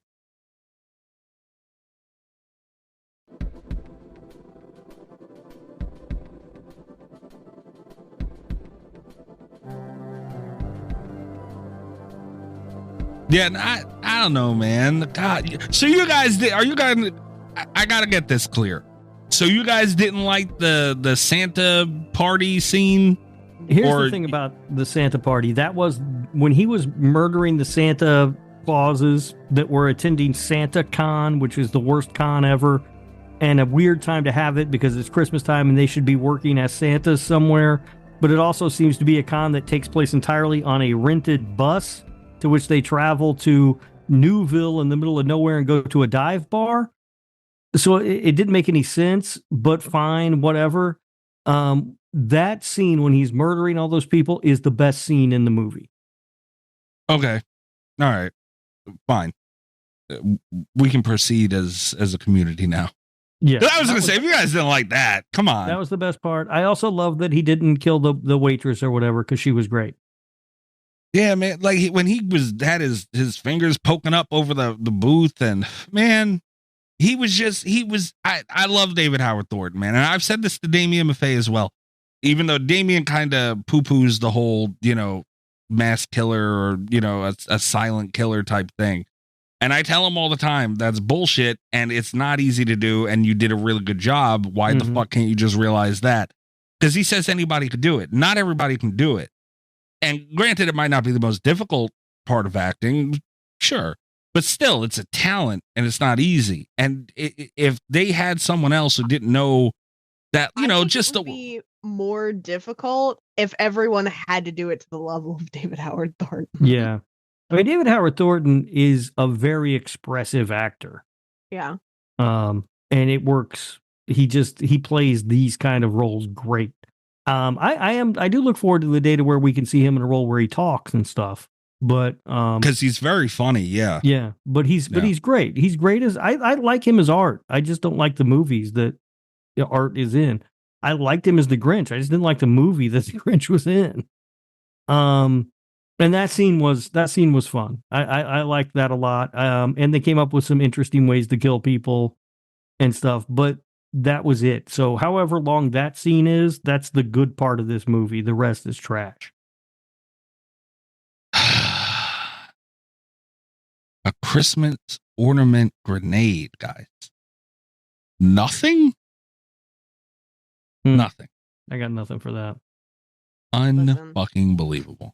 It feels like if you had they had didn't to go all fight the the way. Grinch with the power of imagination, I would have been for it. No, see, I didn't look at it as they didn't go all the way. I looked at it as they didn't go too far. And that's why I like it. That's why it was very Leprechaun-esque. But you're making a horror Grinch movie. Go too far. It's fine. The concept is already too far, so let's do it. No, not everything needs to be ridiculous. When you get to that point, it's not really, it's more of a comedy than a horror movie. Those are comedies to me. This was a horror movie. There's no question.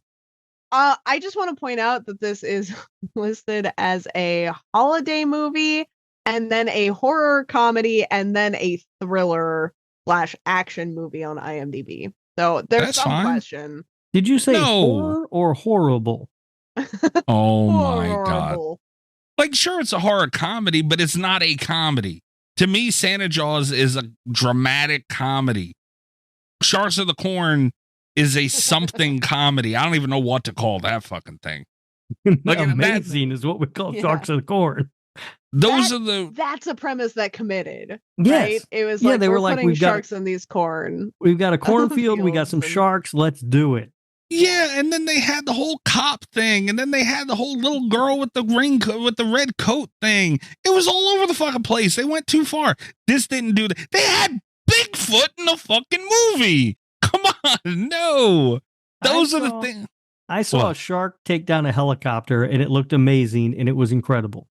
I didn't see anything. The Grinch didn't take down a helicopter.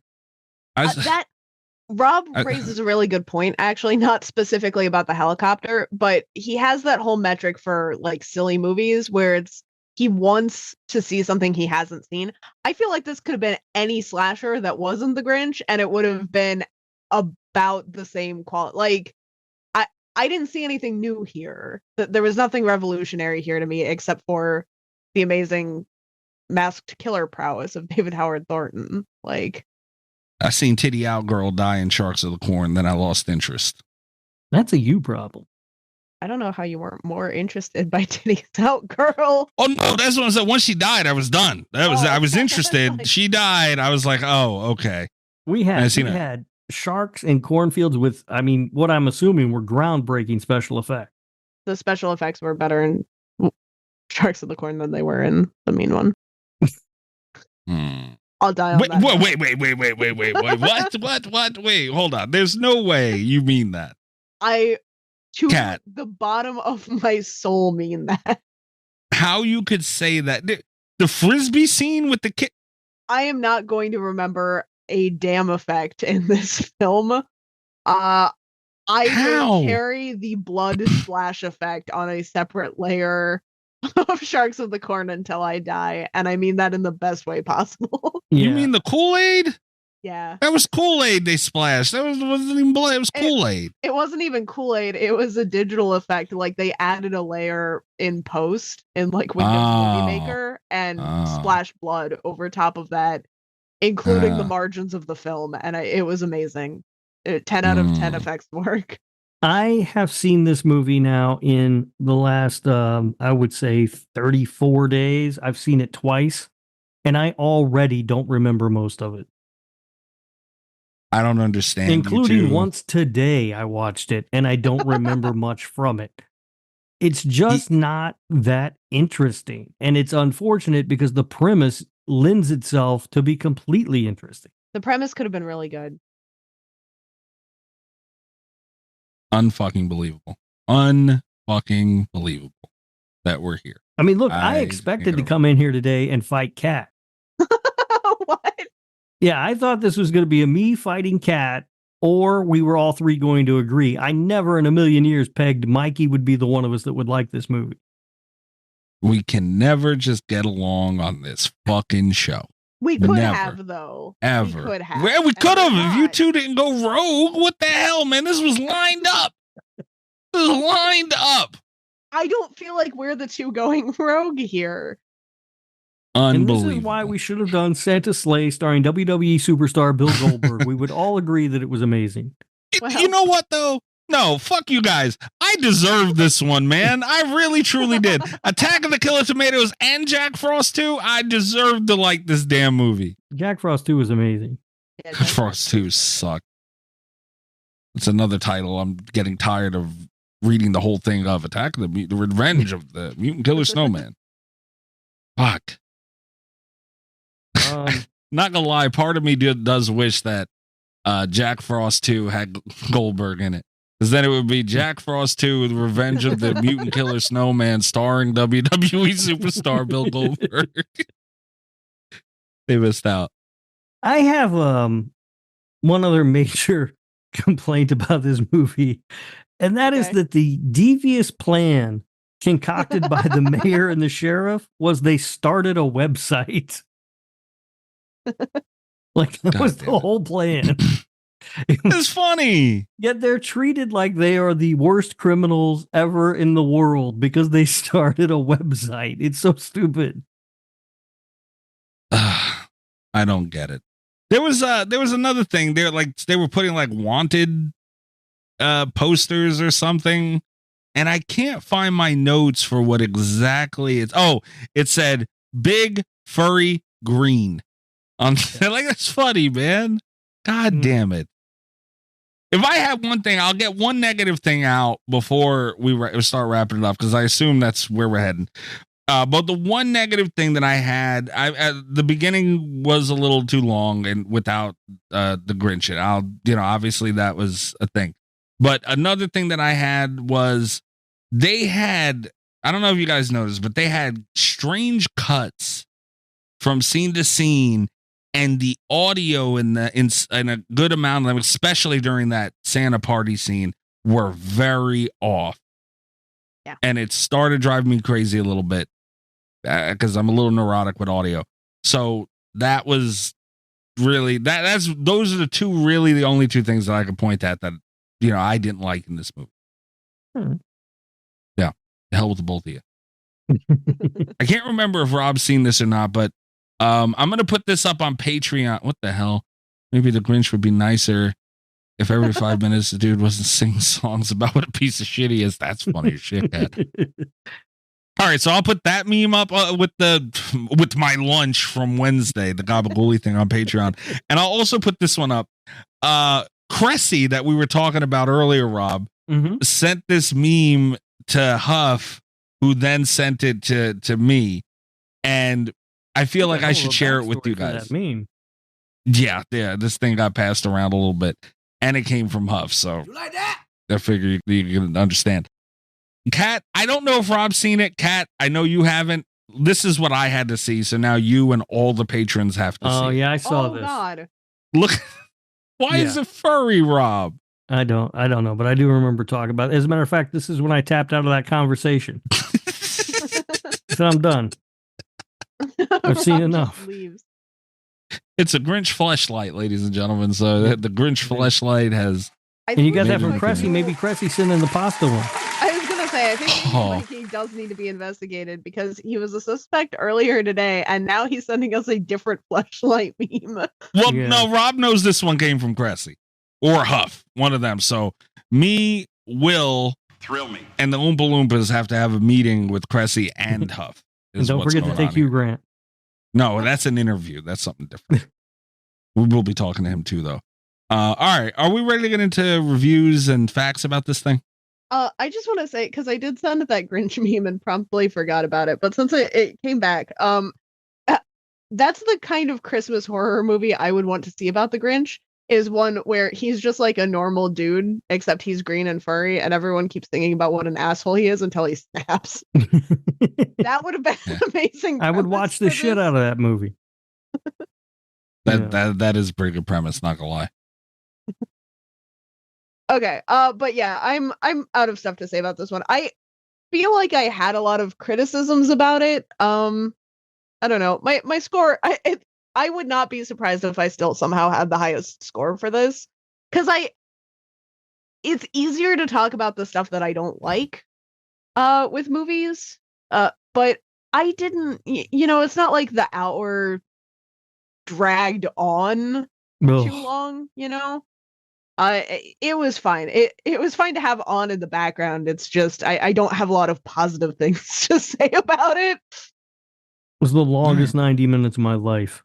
Oh, crying out loud. I was looking hard for things to say positive about this movie, too. I did take a note that the mayor said she was heading up to Tahoe, and I used to live there, so that was exciting. Oh, wow. Yeah, my brother has a friend named that same name as the guy they said, like, just dumb stuff, trying to find something positive to say about this movie. Damn it. So yeah, I'm ready to get into ratings and stuff. Rotten Tomatoes has this one a little bit all over the place. It actually has fewer than 50 verified ratings, which is worth noting. Because it does impact the Rotten Tomatoes score. It does have enough that we got like an estimate though, because if it has like, none, we don't get an accurate tomato meter. It just gives up. So we have the under 50 note, but it has a 17% tomato meter with an audience score of 49. So bit of a range there. All right. IMDb has it right in the middle at 3.8 out of 10. Okay. In between the 17 and 49 from Rotten Tomatoes. I pulled 2 reviews from this one. I was surprised. This doesn't have a ton of reviews on IMDb. I was not sure that I was, and a lot of them are like right around 6 somewhere. I was worried I wasn't going to be able to find a good and a bad one, but I did find exactly one 10-star and exactly one 1-star review. So here we are. 10 out of 10. Go watch The Mean One! ! 10 out of 10. Hell The yeah. Mean One is a great holiday horror movie! ! I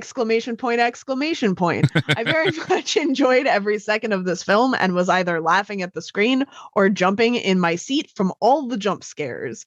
The Mean One was entertaining throughout the film and gave some hilarious and unique kills. Honestly, the kills were my favorite part of the movie because of how unique and funny the kills were! !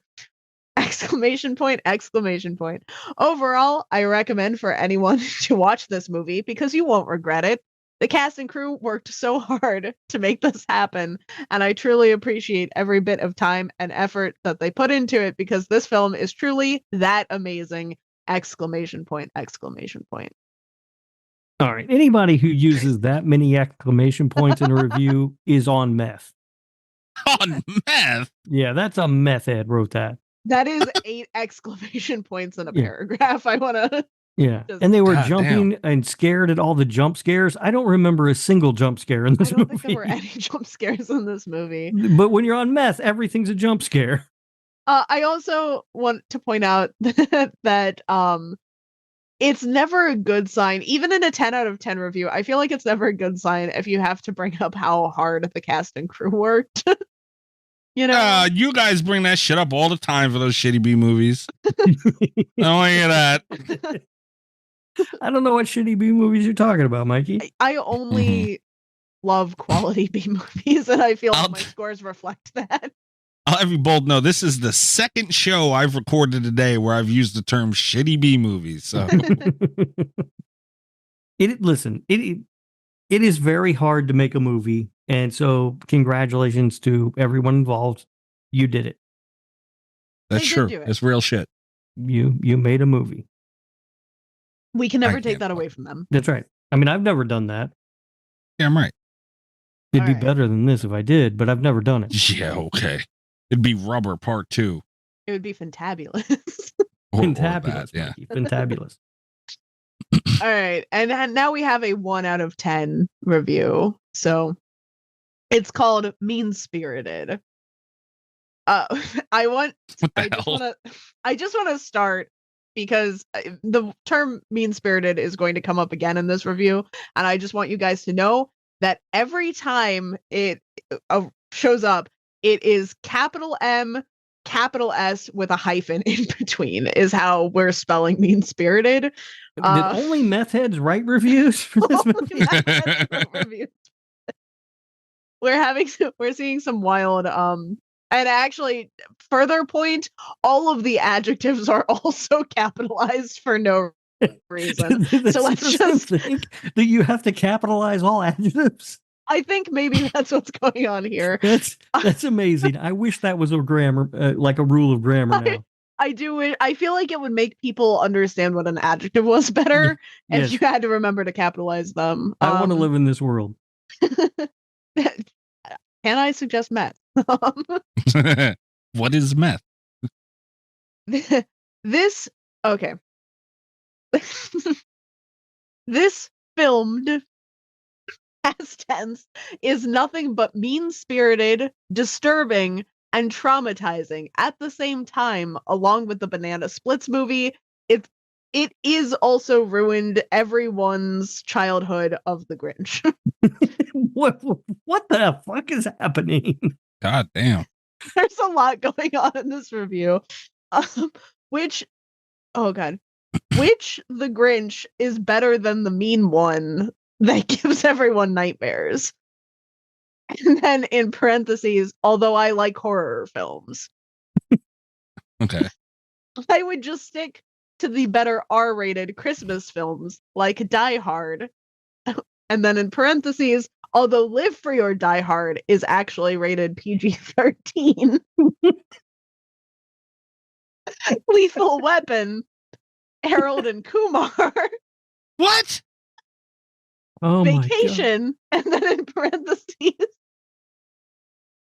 although European Vacation and Christmas Vacation are rated PG-13. What? What does this have to do with anything? Vegas Vacation is actually rated PG. Trading Places are better than this pile of cow pie. Trading Places? Did they? I don't think they know they watched a horror movie. I think they thought they were watching Jim Carrey. What the fuck? They do like horror movies, and horror is capitalized, so you know they mean it. I don't think they do. I think they thought this was Jim Carrey's, and they were just like, "Oh, this ain't how I remembered it." The rewatch got them. Candy bar, please, Rob. Please cock one out. There's nobody who makes me laugh that hard gets a candy bar. They're stupid, though. They deserve a candy bar. Like that. I feel like that was written by a child on meth. On meth. Oh my God, that's funny. I also just want to point out the only other review that they have on their IMDb account is for the banana splits. Oh, yeah, no, they don't know it all. God damn it. Can you? I kind of want to hear the banana splits review. Also the adjectives are capitalized. Oh no, only the first adjective is capitalized. He gave up. So that's a new rule apparently for the mean one review. Okay. This review is titled Yada Yada Ya. What the fuck? This is Rob's new favorite person. I want to do a show where we just read their reviews. We need them to write more. I wish that they'd written more reviews. This movie is nothing but a ruined everyone's childhood of the Hanna-Barbera classic Banana Splits. It was so traumatizing, disturbing, mean-spirited, not capitalized, nightmarish, disgusting, and creepy that it give everybody goosebumps. I would stick to the better Halloween movies, like, oh my God, here's a recommendation list. The better Halloween capitalized movies like Final Destination, Grindhouse, Ghostbusters, Psycho, The Car, The Birds, Christine, The Lost Boys, The Exorcist, The Toxic Avenger, The Shining, the Universal Classic Monster movies, The Mimic, Nosferatu, Phantom of the Opera, The Gremlins, Silent Night, period. The Mist, It Came from Beneath the Sea, Blade, and all of them. All of these Halloween movies are movies that I like better than the Banana Splits movie. All right, those Halloween movies. What the fuck is this guy doing? These are Halloween movies, Mikey. I know, but for the Banana Split review, I know, that's what I'm saying. Banana Split. It has nothing to do with nothing. I also really like that he suggests that these are all the Halloween movies.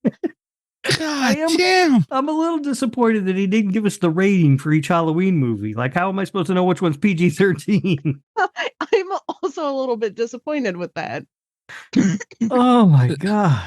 We're doing the slashies. He got in before the end of 2023. He's the dumbass of the year. He's getting that award, this guy. Jesus.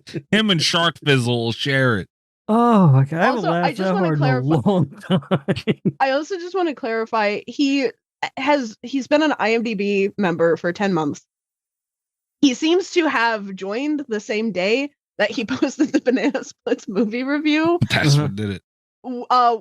And then he waited and brought up the mean one so he could talk about how much he hated the Banana Splits again. Seems to be what happened.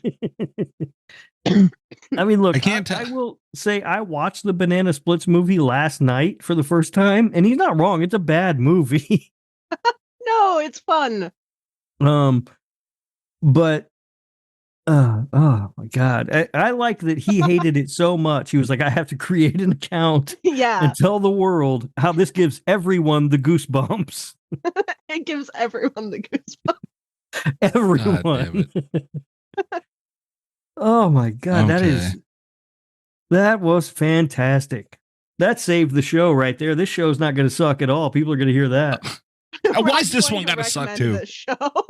Oh my God. I kind of wiped tears from my eye. God I had damn a it. tough time reading the end of that last one out loud. Oh, that was great. What are the facts for this damn thing? There weren't many. Let's see. I couldn't find a budget anywhere, but I'm guessing it was about $25 plus whatever they paid David Howard Thornton. The gross though worldwide was $629,729. Wow. That's better than I thought it was going to be. I'm guessing they turned a profit. That's more than they spent for sure. Yeah. Yeah. And I've had to pay to rent it twice in the last 34 or so days. So they made a little bit more. So here we go. There's only two facts and here we go. The first one, there are multiple references to Dr. Seuss in some of his works, which obviously makes sense. There's a restaurant named Horton's. Of course, Horton Hears a Who. A character being called Dr. Zeus, which rhymes with Dr. Seuss. Clever. Terrible joke. And a character drinks from a bottle named Giesels. Dr. Seuss's real name is Theodore Seuss Giesel. And I assume I'm saying Giesel right, but I don't know. It could be Geisel. I have no clue. Homage. That's what I hear.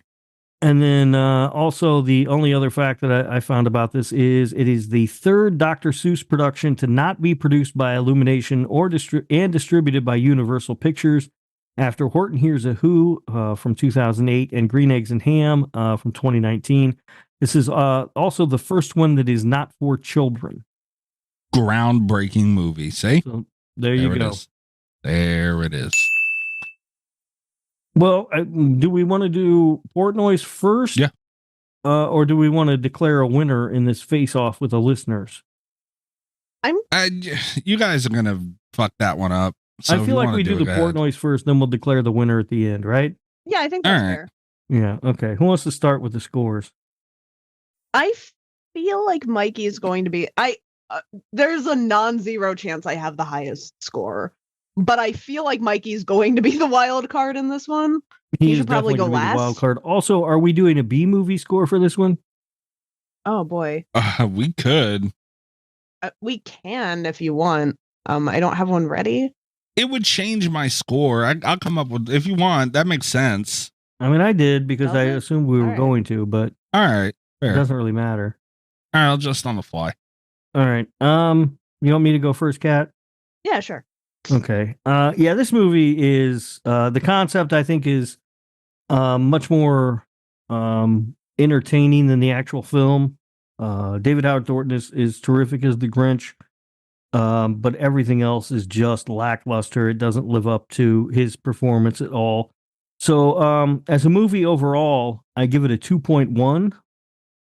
God damn. And I think what might be a first for me, the B movie score for this movie is actually lower. I give it a 1.4. I think it's actually you're out of your mind. Because it doesn't commit to the premise nearly enough. And a good B movie has to be 100% committed. You got to go all the way. God, be ashamed of yourself, man. Wow. So there you go. 2.1 and a 1.4. Shame on you. All right, Kat. Well, this one's going to need, well, even if we gave it both 10s, it wouldn't make enough. Thanks a lot, Rob. Yeah, it was never going to happen. I mean, maybe Kat gave it a 10, but. Maybe I did. I didn't, but I could have, theoretically. Nothing. I mean, Mikey, it gave everyone the goosebumps. It gave everyone the Unbelievable. No, that was actually the banana splits. Oh, that's right. This one traumatized everyone's childhood. Yeah. Alongside the banana split. That's right. That's right. Along with the banana splits, this traumatized everyone's childhood. God.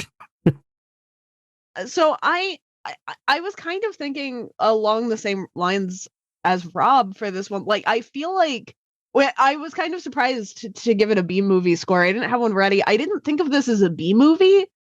It actually does less for me as a B movie, I think, than it does as a normal horror movie. I was kind of thinking about going lower. I don't think I'm going to have quite the same level of disparity that Rob did, though. But like, it does shave a couple, points off.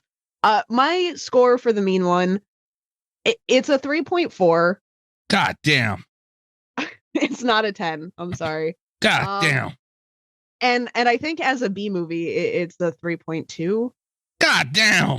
What the hell would make you think you weren't the highest score? You were the highest score. What the hell is that? Honestly, I just didn't know. Because sometimes you talk really nicely about movies and then you cube it. That's called me being polite. Yeah. Yeah. All right. Well, I would have to give this a 17 for a regular movie and an 18 for a B movie somehow, some way. That's a problem when I talk about movies too. Sometimes I'm too polite. Oh, Jesus. You gave Attack of the Killer Tomatoes a 0.2. It was terrible. All right.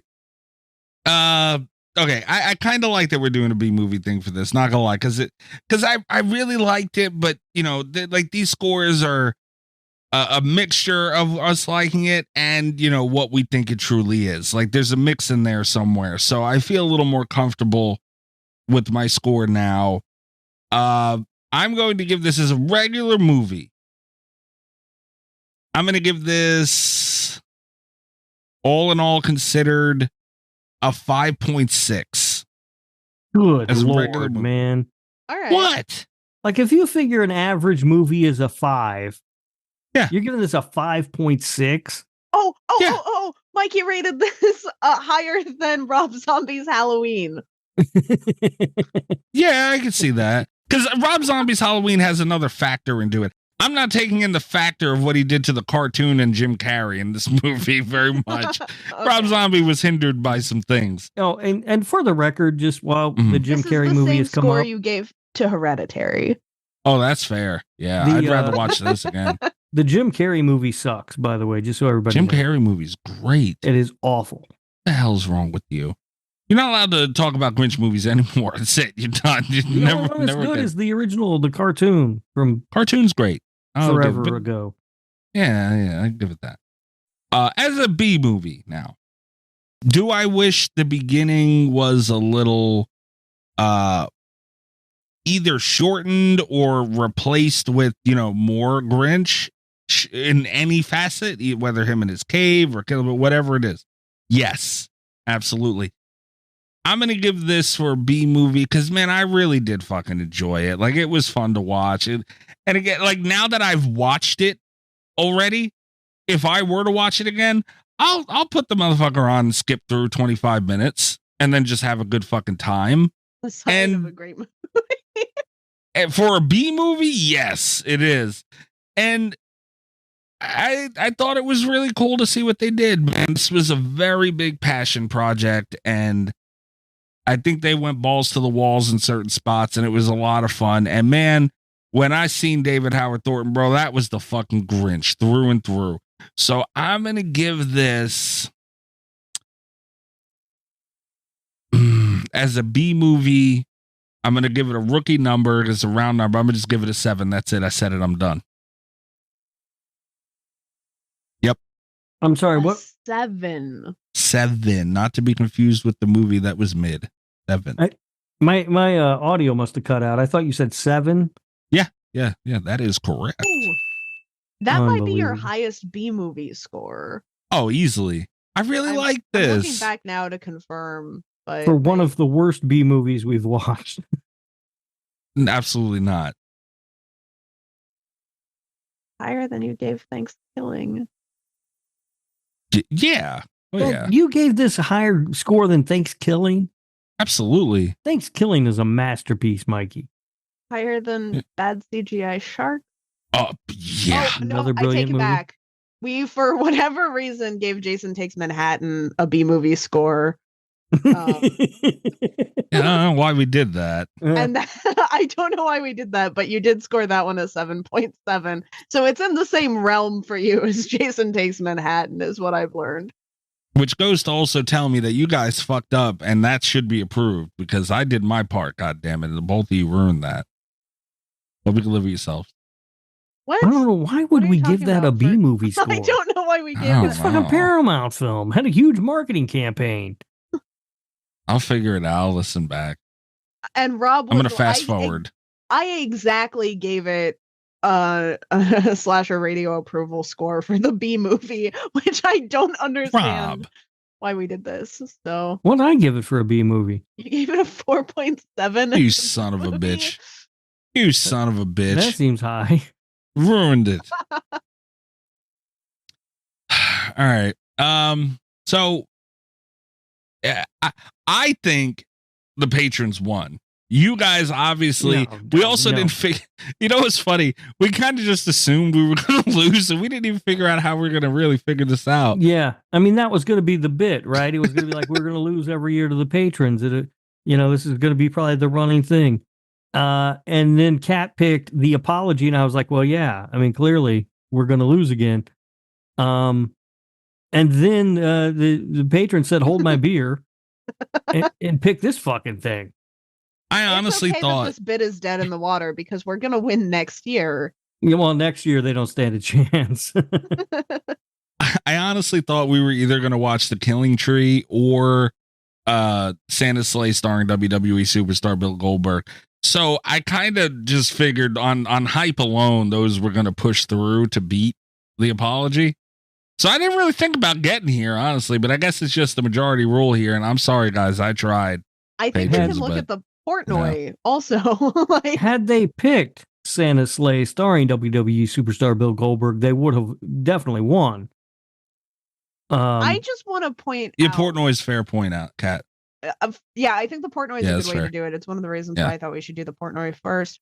Also, I think that the Apology, and I talked about this strategy when I picked the Apology, I knew I was going to win.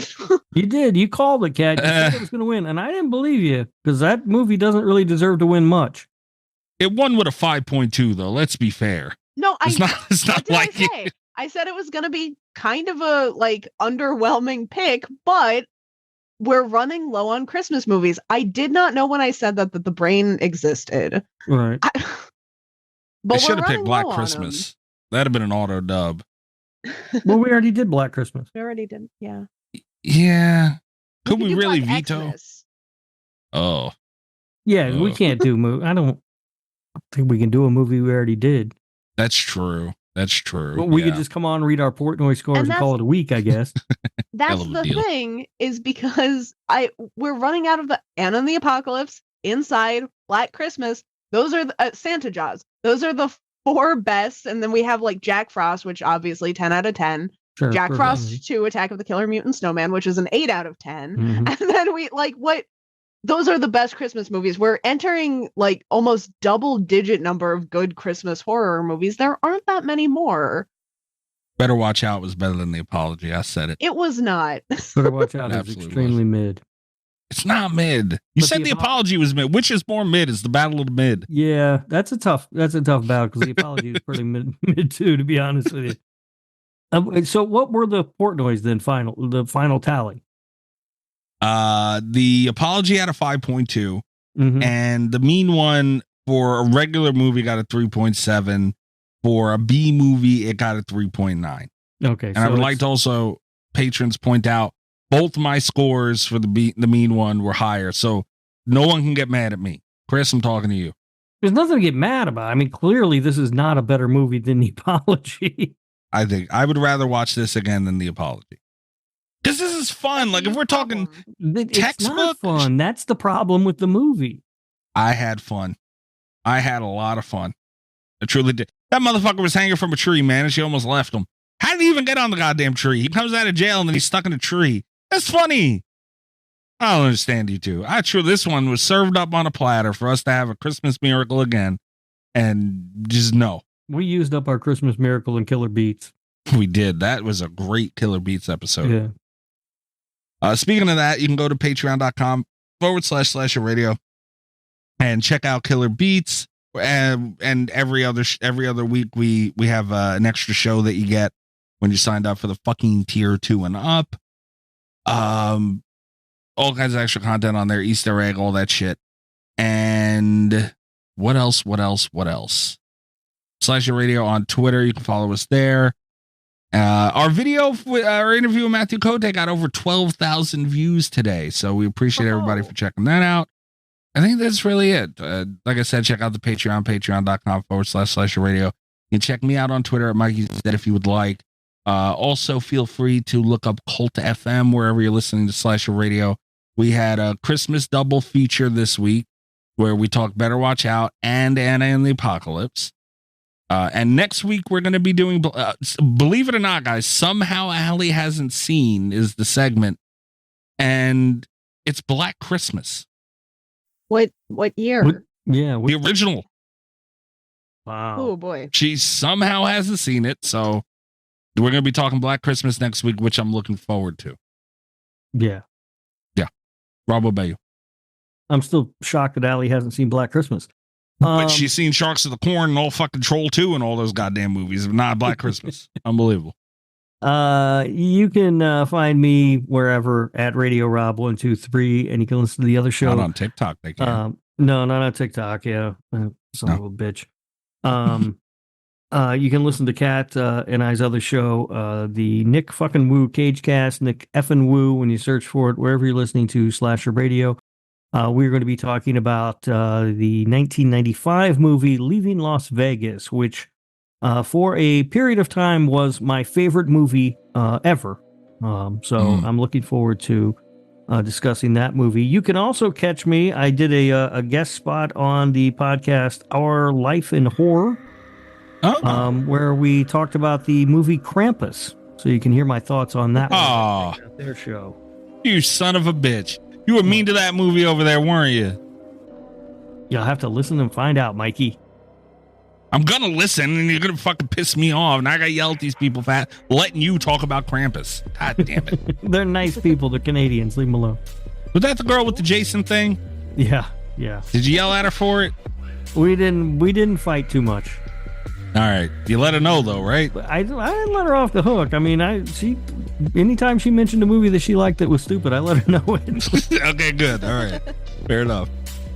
You can find me on Twitter at cat_velour, VOLEUR. You can check out my website, catvelour.com. Another patron pick next week, guys. It's the last one of the year. And the last one Chris is obligated to be nice about, apparently. So hopefully they pick us something good. We'll all find out together. Good night from Slasher Radio. Yeah, that's a bad decision. All the best of Slasher Radio podcast.